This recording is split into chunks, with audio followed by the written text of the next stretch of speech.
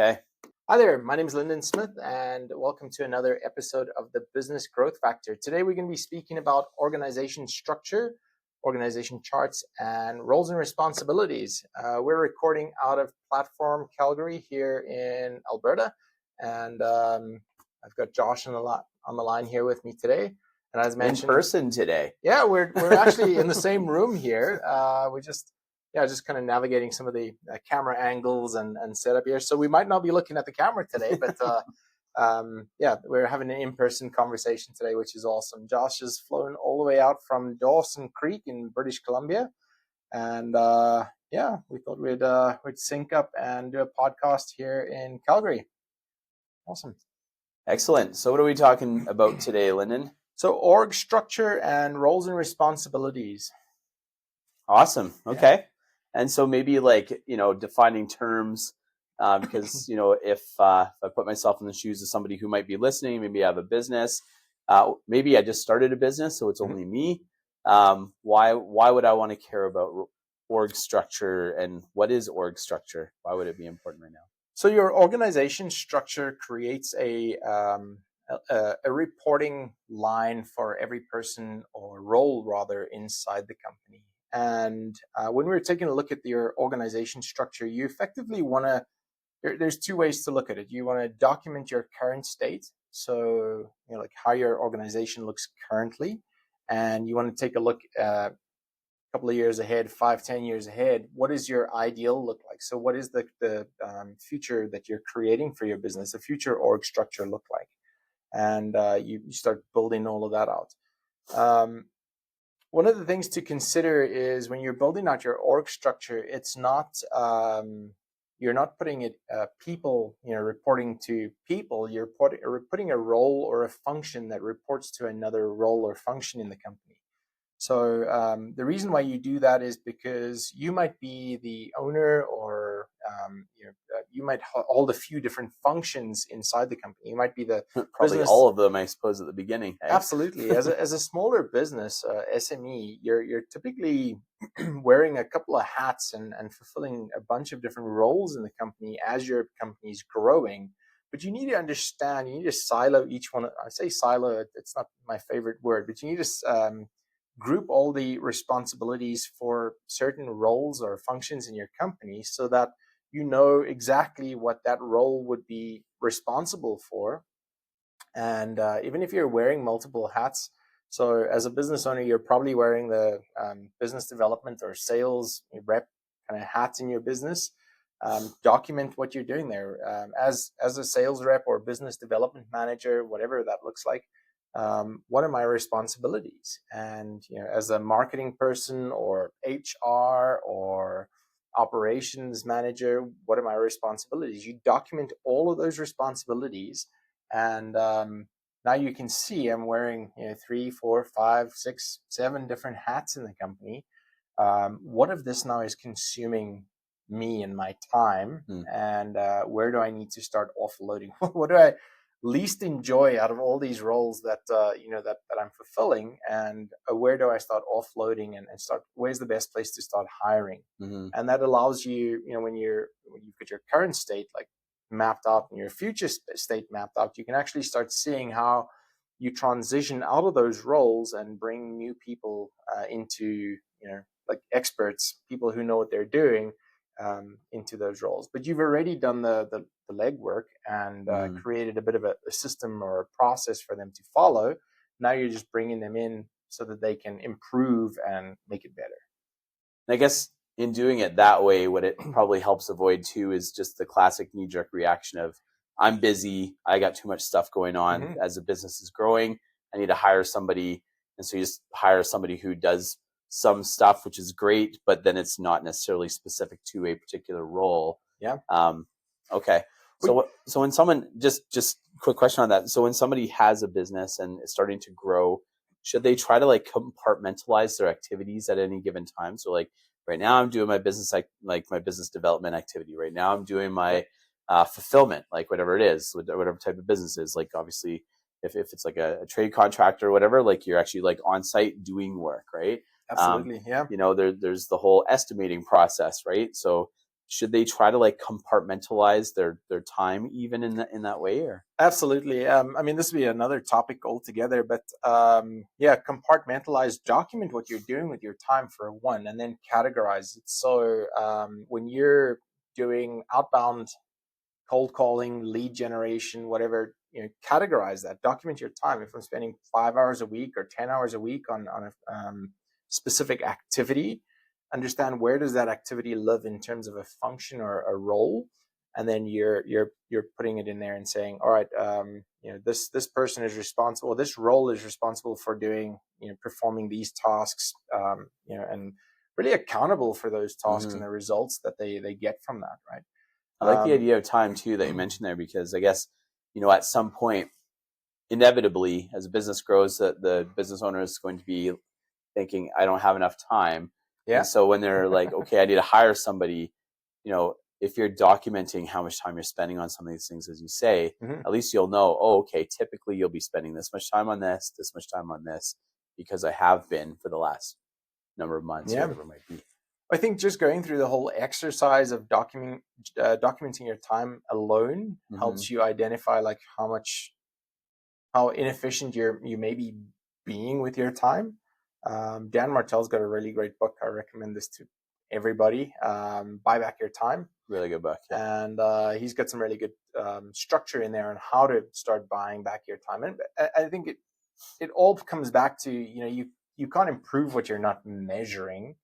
So the first thing you got to do is measure what you're doing with your time. But then, like, once you've measured what you're doing with your time as a smaller business owner, you've got to categorize it, put that into, like, this is marketing, this is sales, this is operations, this is finance. Because you got to make time for all of these things, right? And if you try to do it all at the same time, I guess you got to, and this is maybe getting off track a little bit, but you have startup and close out time, right? Yep. Every time you switch gears. And so trying to like not bounce between them multiple times throughout the day is ideal, but difficult, obviously, for a business owner. Blocking out focus time. So I have to be really intentional about that with our business, because I do a lot of consulting work. I've got to actually block time out of my days and my weeks where I've got like a 4-hour block of focus time for consulting work, and that would be operational function. I could employ someone to do that work. But right now, where we are with our business, I'm doing most of it. So it's just understanding where that fits into the bigger bucket. Right. Now, just bringing it back to like your organization structure, inherently, I think I mentioned this earlier, typically rather, is what people are doing is Josh reports to this person who reports to that person, and that's how they build up the org chart typically.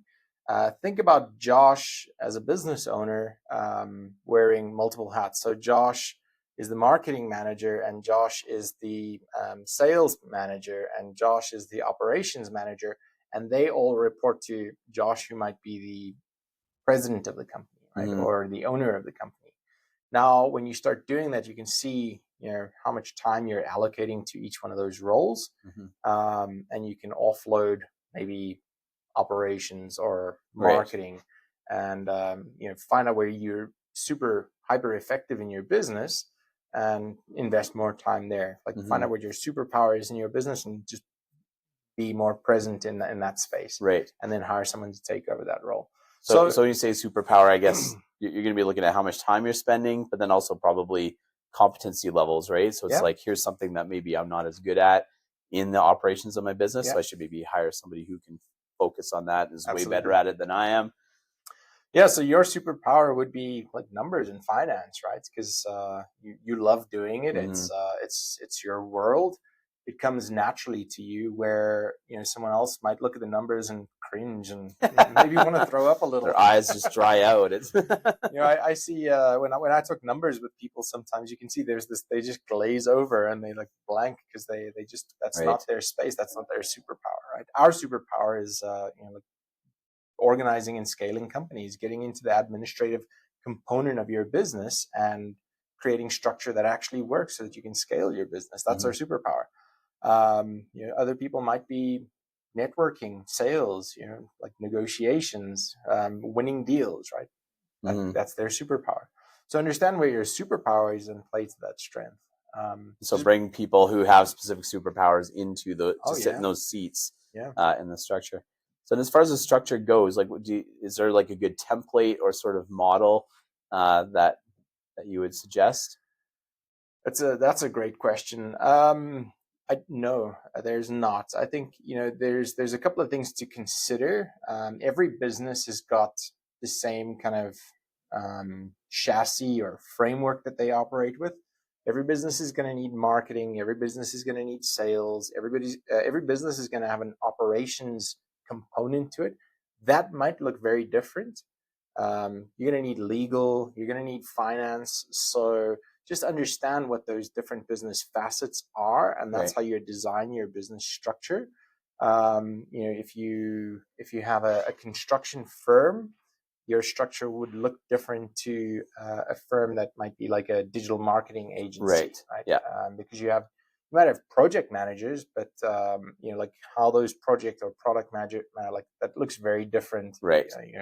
Across those departments. So at a very senior level, yes, like the structure could be replicated. But I think in going through this exercise, go and like just jump on Google or online and just look at what structures exist. Yeah. Look at how your business is currently operating, and do we have a HR department? Because that's something that like if you're growing past 50 employees, you're probably going to need to start looking at developing an HR department if you don't already have one. You have an IT department. Those are certain functions that you might be offloading to an admin person or someone in the company is like responsible for it. Or oftentimes it ends up being even like, say, outsourced, right? So maybe a company will have an outsourced HR, outsourced IT, outsourced finance. But at some point, because we find with finance, at some point, as businesses get to a certain level, it makes sense for them to bring in somebody who's like a finance lead. And same with IT, right? You spend a certain amount each month on IT support, right? Yeah. At some point, it makes sense to just bring somebody in full time to take care of all of that. Absolutely. As you grow. Now, you bring up a really good point here. So when you are outsourcing that work, it's still, and we'll get into the next part of this conversation, which is the roles and responsibilities for that org structure. Mm-hmm. So if you've got an org structure and you've mapped it all out and you know what this currently looks like and what you want to grow into in future. So maybe it's we don't have a HR department right now, or maybe we don't have a technology division right now. That's something that, or maybe there's a service division or something like that you want to bring into your company later on. You can start mapping all of that out. Mm-hmm. And then you can say, like, we're going to fulfill in these roles and responsibilities later on as we're growing and scaling our organization. But right now we might, like, this is what it looks like. And we have an IT consultant. Maybe we're using an HR consultant. Maybe we've got fractional counsel, like legal, fractional finance, or a fractional controller or CFO in the company. So a lot of those positions or the people fulfilling those roles are external. Yeah. But you can still define what their roles, what the responsibility for those roles are, right, so that when you're ready to position that internally within your company, that you've got that clearly defined. Yeah. Or even if you decide never to bring that internal or in-house, you still understand what their responsibilities are, and you can get a good line of reporting and right, tie it all in together. Yeah. Okay. So more on the roles and responsibilities side of it. So once you got your organization mapped out with function-based or roles-based positions, and not a Josh and a Joe and a Lyndon and a right, this person reporting to that person. Yeah. It's this role reporting to that role. Right. And then you can put names behind those roles afterwards once you've got that clearly defined. So that's a clear distinction then, right? Is you're not necessarily reporting to yes, you're reporting to a person, but that's not that's not the framework of the reporting. It's role to role, not person to person. Yeah. Okay. Sorry. So once you've got that defined. Yeah. Once you've got that defined, then you can start drilling down into creating. Now you can call them job descriptions, positional contracts, roles and responsibilities. but effectively it's all the activities or results that those roles are responsible or accountable for. When setting those things up, I always like to look at like, what are they accountable for? What are the results that they're looking for? Right. Because then you've got some metrics, some KPIs that you can benchmark against that role. You can see. I mean, they know exactly what results they're accountable for doing. Yeah. And part of that could be, these are the activities aligned with those results, but making sure that you have accountability against those roles is really important.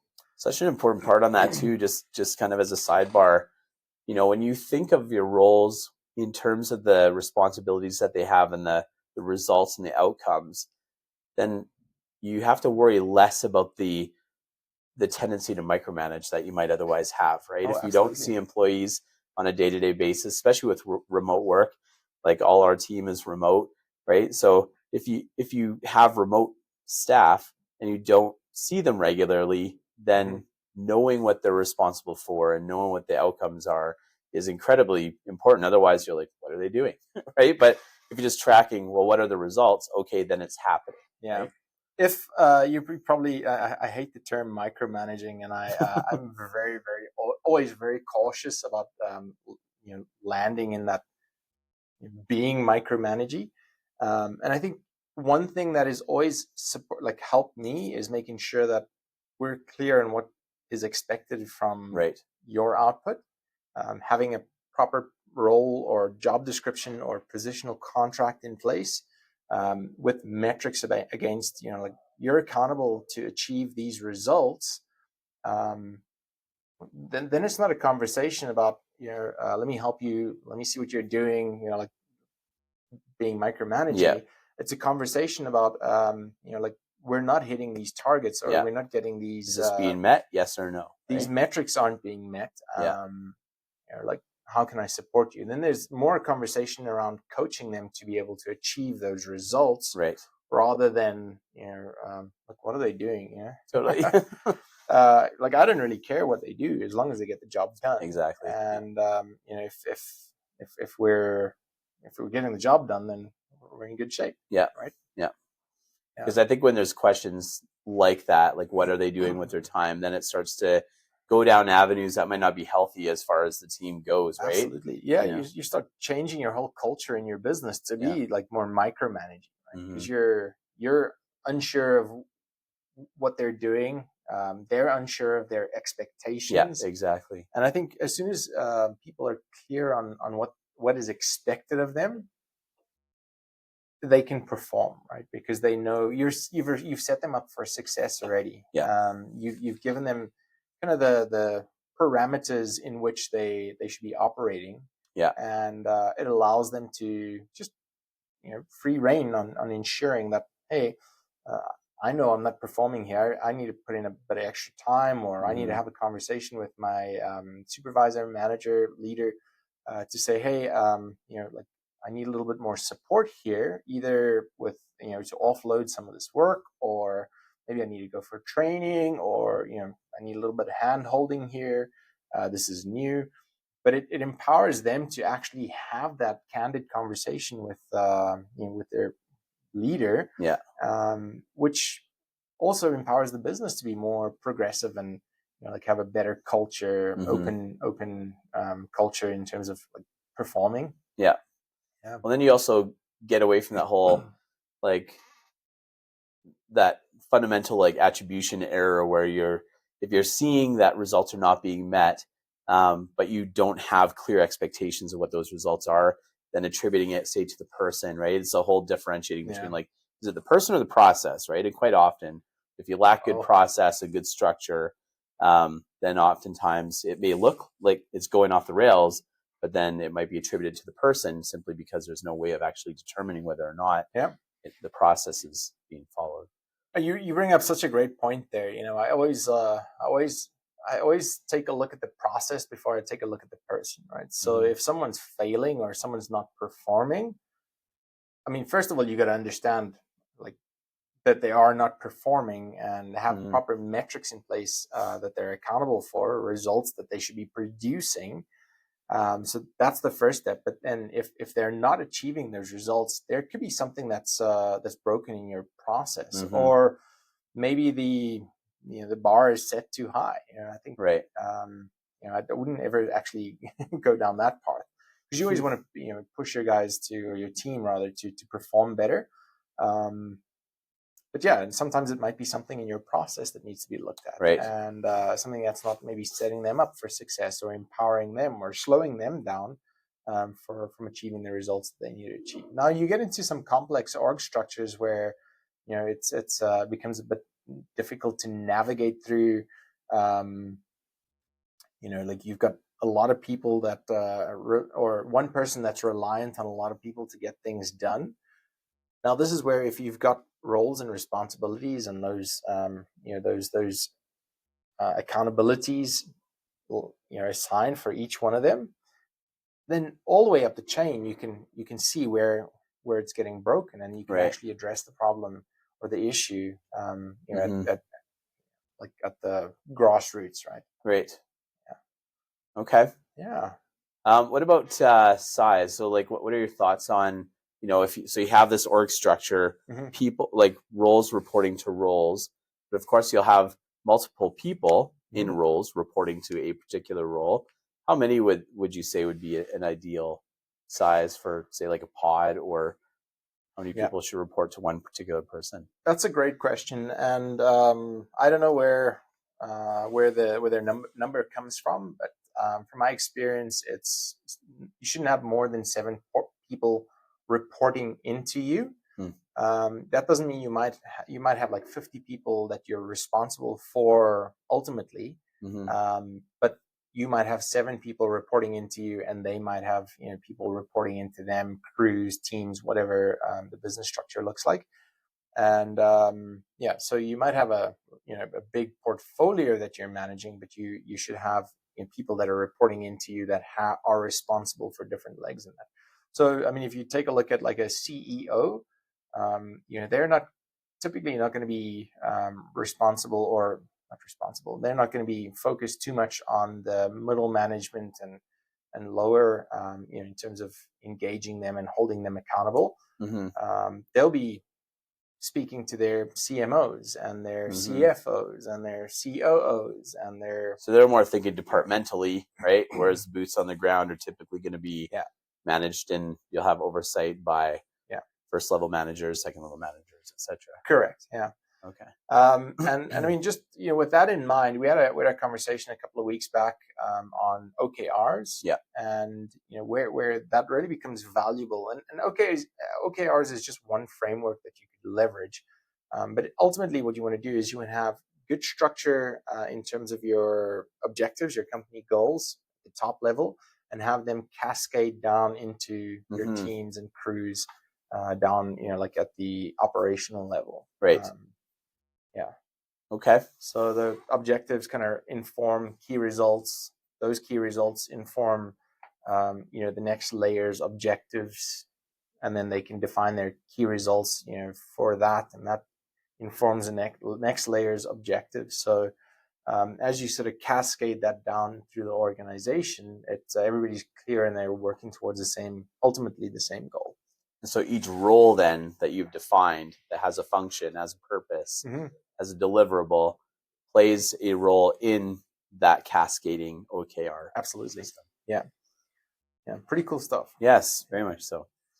Yeah. Okay. What are your thoughts? This is kind of one out of left field a little bit, but as far as looking at applying different org structures from entirely different industries. So at the beginning of our conversation, you mentioned, you might have, say, like a marketing agency or, say, a construction company. Both of them are going to be sort of like, well, not necessarily project-based all the time, say, with marketing, but oftentimes you'll have a marketing project, right? Where you have project-based type organizations, theoretically, you might have a similar type org structure. So, like, is there sometimes maybe value in looking at other types of industries and being like, oh, interesting, they arrange their org structure in this way. Maybe we should look at applying that to how we arrange our org structure. Yeah, absolutely. I think studying other companies' organization structures is all part of this whole process. Mm-hmm. And I'm going to go back to one of the statements I made earlier. You like start with the end in mind. So you want to get your current state documented. That's super important. Mm-hmm. But you want to also take a view on what it is that you're creating. So as the executive team or the leadership team in the company is like, what is the next 10 years or 5 or 10 years look like? Where do we want to be? What do we want this company to look like? And as we're growing into that, are we developing a new department? Maybe Mm-hmm. it's R&D. Maybe it's like a technology division. Maybe Right. we're opening up a service or warranty division. So it all depends on like what that long term view looks like, and then like growing into that. And I suppose if you have that mapped out, then when you do your annual strategic planning, the question is more, do we hire this next person this year? Yeah. Right. So you've got it already envisioned and mapped out. It's not a matter of, what type of person are we going, or what type of role are we needing to hire for? It's more, okay, like based on this plan, on this map, we're at this stage, based on our revenue projections for this upcoming year. This is what we're going to need to fulfill this. This role is a go this year, whatever it might be. 100%. And I think, just something I want to comment on there is a lot of the times, or a lot of companies that I've worked with, is they're very reactive in terms of, oh, we need to hire someone to take over this. It's like we're super busy here. Mm-hmm. And then they rush the hiring process, and then they bring someone on board, and they might not necessarily be a great fit because they quickly whip together a job description for this position, and now they've got the person in the company, and it's not that they're an awful fit for the company. It's just it could be a whole lot better. Mm-hmm. And I think if you're progressive in nature, and you're doing that, quarterly planning and those annual strategy sessions, and you're creating, this org structure that you're growing into, rather than being reactive, right, your results and your performance of your team are just so much better. Right. It's planned growth at that point instead of knee-jerk reaction. 100%. And I've gone into a company where they had an admin person. They referred to her as the kitchen sink because she did everything else. Everything got loaded onto her. It could be like everything got loaded onto her, and all she wanted just was some clarity on, like, does this fall part of my role? Like, is it health and safety? Should we not be getting a health and safety person responsible for this, or exploring government grants and funding opportunities for programs that we're rolling out in the company?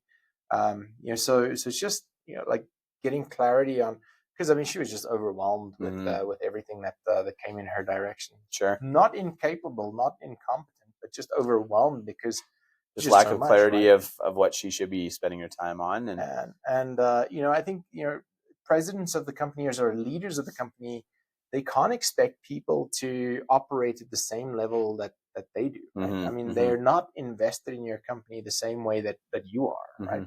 So if you create that structure and you create those guide rails, and you can say, like, here's a little bit gray area, that's fine. You want to try and eliminate the gray area, but this is what you're responsible for. These are the outcomes that you are accountable for. That's so much more powerful than just saying, oh, hey, look at this, just let me know what you think, or can you get this done for us? Sure. Right. I mean, like, what is the it's the other duties as required type stuff, right? Yeah. What is the definition of done? I mean, like, how do I know that I've actually performed this, like, to an adequate level? Yeah. And I've seen it create tensions in organizations where there should be no tension existing there, where the expectations were up here, the delivery was down here, but the communication around what was expected was non-existent. Right. So, and that's why just setting up these sort of parameters, roles and responsibilities, having your org structure, so you can see that admin person that you have in your company that's running your payroll for you, that's doing the hiring and firing, and the everything else on the HR side that kind of like, oh, you sort this out. Yeah. Once you start seeing how much that person takes on, and that they're operating like, in different areas that are not necessarily their expertise, but they're figuring it out and getting it done. Like you start seeing where you can start offloading or bringing another resource in to take that, or maybe another consultant to take on some of those responsibilities. What you also might end up running into in those situations too is multiple reporting roles too, right? Because it's like, oh, so-and-so can do this. Oh, great. So then somebody from a different department comes over and says, I heard you could do this. Could you do this? Oh, man. And they're like, oh, okay. So am I now also reporting to you because you've asked me to do this? And that's one of the reasons why, the organization structure has one line of reporting. Yeah, you might have that matrix component in certain organizations. Yeah. But you should only have one person that you're accountable to. Yeah. I think who you can ask a question to, right? Be like, hey, so and so asked me to do this. Yeah. Is this something what is that top I should? Priority? Yeah, exactly. Yeah. And I think on that note, we're going to wrap up here. Shared responsibility is no responsibility. So if you have a resource that you share, there's no responsibility. Yeah, effectively. I've heard it put. If everyone's responsible for something, then no one's responsible for it. It's not going to get done. Yeah, exactly. 100%. Maybe just kind of quick wrap up, like for someone who doesn't have an org structure in place, maybe has a company that's established but growing, so maybe between 1 and 3 million top line revenue or something. What would you suggest as some next steps that they could take?